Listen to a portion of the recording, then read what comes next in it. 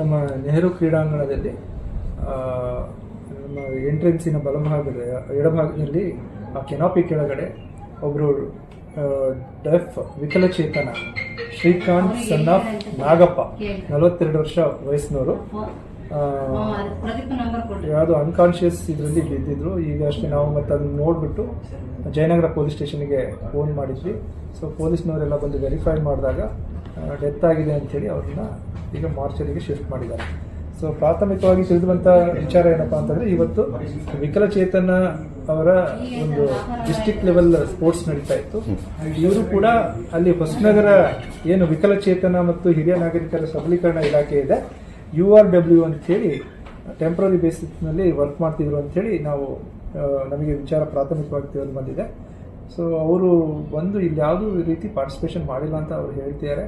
But ಯಾವ ಕಾರಣದಿಂದ ಅದು ಡೆತ್ ಆಗಿದೆ ಅಂಥೇಳಿ ಮುಂದಿನ ಅವರು ಏನು ನಮ್ಮ ಪೊಲೀಸ್ನವರಿದ್ದಾರೆ ರಿಪೋರ್ಟ್ ಕೊಟ್ಟ ಮೇಲೆ ಗೊತ್ತಾಗ್ತದೆ.